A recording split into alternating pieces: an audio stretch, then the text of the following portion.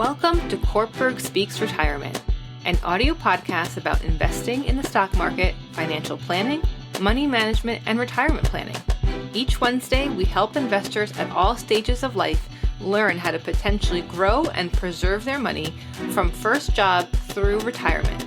Now here's your host, Miguel Gonzalez. Good morning and welcome to the Cortburg Speaks Retirement audio podcast. Now that the new year is officially underway, let's talk about the very important required minimum distributions, or RMDs, that you must begin taking from your retirement accounts.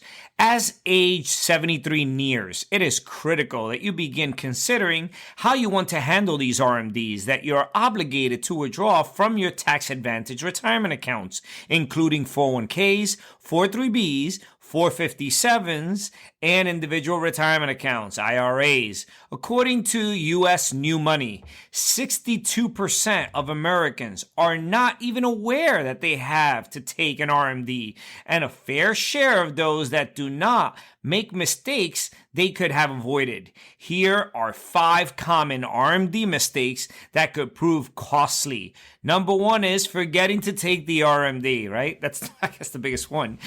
We lead busy lives, even as retirees, and it is more common than you think for people to forget to take their RMD before the applicable deadline. Doing so may result in a 50% penalty imposed by the IRS. One recourse that might be beneficial is to contact your financial institution and find out if they have automatic RMD withdrawal options to help you stay on time. These choices vary from monthly distributions to semi-annual, quarterly, or annual. Staying on top of your financial responsibilities can help you save money and alleviate some of your financial stress. Number 2 is delaying your first RMD.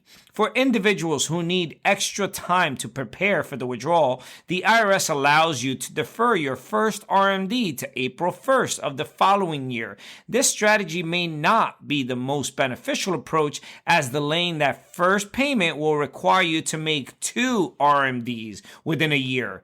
If you have large accounts, you could find yourself looking at 2 sizable taxable withdrawals in the same year, bumping you into a higher tax bracket and potentially subjecting you to the Medicare surcharge.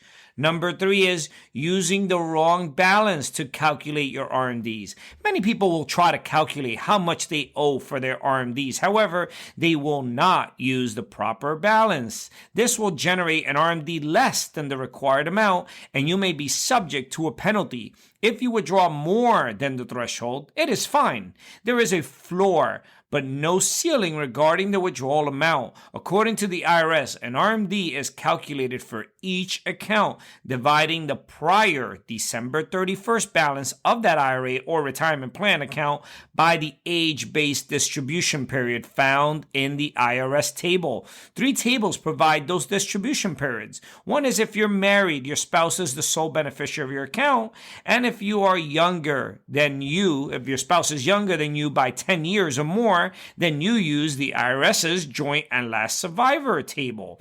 All other original IRA owners use the IRS's uniform lifetime table. If you inherited your IRAs, you will need to use the single life expectancy table. There's 3 of them. 3 tables in total.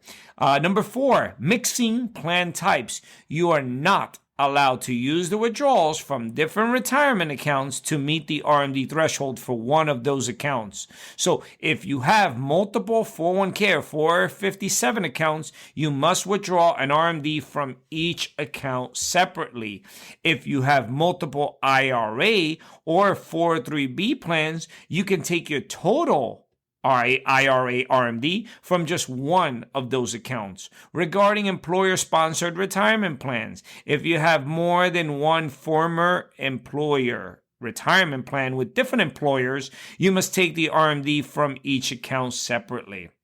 Number 5 is paying distributions for both spouses from one spouse's account.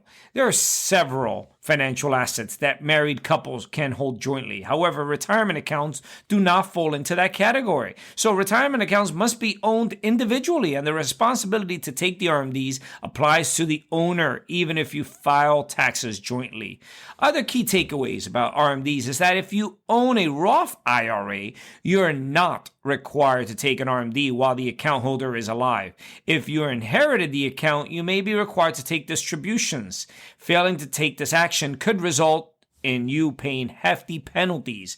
RMDs are considered income, and a spouse who withdraws too much might also owe more in Social Security and Medicare premiums because of the higher income. Get help from a financial professional before making these financial decisions, because with so many moving parts and the complex nuances involving taking RMDs, getting help from a financial professional could save you a headache and potentially a significant amount of money the government would otherwise get.